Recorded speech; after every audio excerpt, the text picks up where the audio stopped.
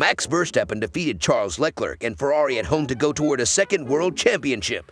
After the Italian team employed a dubious two-stop strategy, giving the lead to the current champion twice on the track, the Dutchman defeated Leclerc and may win the title at the upcoming leg race in Singapore thanks to his 11th victory of the year.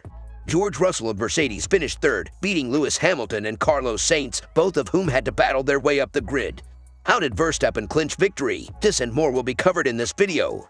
Stay glued to your screen as we begin.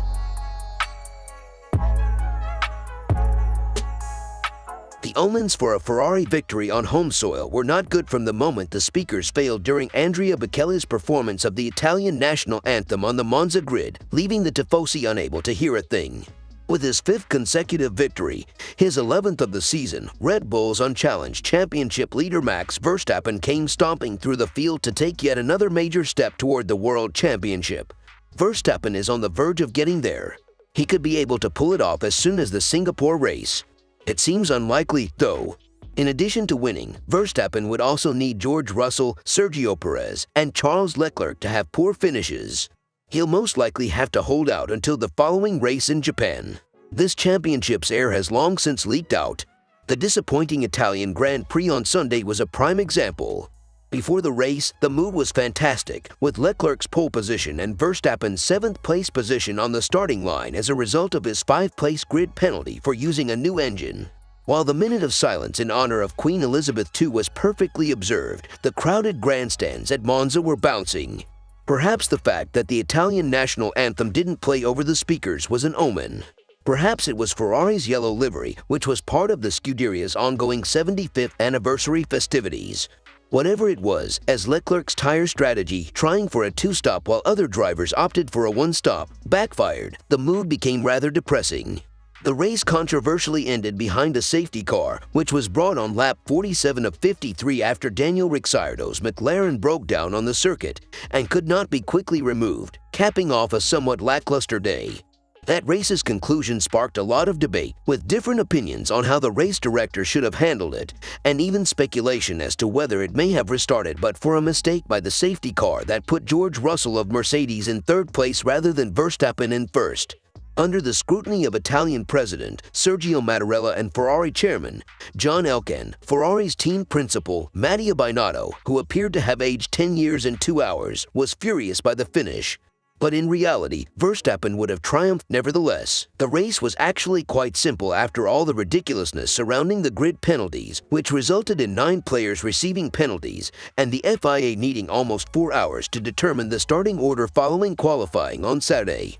Verstappen, who lined up in 7th place, wasted no time in slicing through the park. He had moved up to 4th by the end of the opening lap, close behind 3rd-place finisher Daniel Ricciardo of McLaren.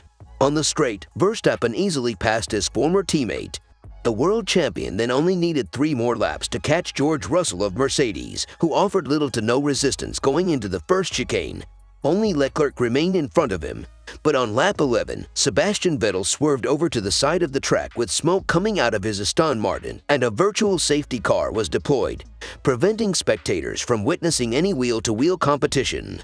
Leclerc dived into the pits for new tires after Ferrari decided to move him to a two-stopper, even though the consensus is that Monza is best suited for a one-stopper. Verstappen succeeded in doing just that, stretching the life of his tires to lap 26. As a result, he finished about 10 seconds behind Leclerc, who could only go another 7 laps before having to pit again. With 19 laps remaining and 18 seconds behind Verstappen, the Ferrari driver was praying for a safety car as he departed his stop. It duly came. Unfortunately, it never left. Lewis Hamilton improved from 19th to finish 5th, close behind the second Ferrari of Carlos Sainz, while George Russell finished 3rd for Mercedes. Verstappen, however, was in a league of his own. The coronation is rapidly approaching. After the race, Ferrari was questioned about their strategy, but team manager Mattia Binotto insisted that there had been no errors and that Verstappen had been so quick that he would have won regardless. If Leclerc hadn't, according to Red Bull's Christian Horner, they would have stopped under the VSC. There will be inquiries as to why Verstappen was not picked up by the safety car at the start of the race, why it took so long to complete the necessary steps to resume the race, and why authorities did not red flag the event and opt for a restart and a quick rush to the finish line. Verstappen must leave Singapore in 3 weeks with a lead of at least 138 points if he wants to win the championship. To succeed Leclerc as the champion there, he would therefore need to win the race. The first of those occurrences appears fairly certain, given that Verstappen has completely taken over this season, and that he and Red Bull have built up such a lead that they appear to be virtually untouchable. However, Leclerc is expected to get a podium finish on a circuit that should favor Ferrari, supposing he avoids technical issues. Following their penalties for using too many engine parts, Sainz and Hamilton both drove effectively to advance. Sainz made the most notable strides, but Hamilton, who began cautiously, eventually started to weave past the benchmarkers and midfielders as well. Sainz and Hamilton then advanced into 4th and 5th positions, which many had predicted for them before the race, when the rest of the field started to make pit stops. Out of the first chicane and on the run to the second, Hamilton performed a double overtaking maneuver on Lando Norris of McLaren and Pierre Gasly of AlphaTauri. Despite having to pit early due to a bad tire and then restarting with a brake fire because of debris lodged in his brake duct, Red Bull's Sergio Perez followed them in 6th place from 13th on the grid. In the McLaren, Norris took the lead among the midfield drivers, while Gasly finished 9th after Fernando Alonso's Alpine was forced to retire due to engine issues. Nick de Vries made his debut for Williams with a fantastic drive.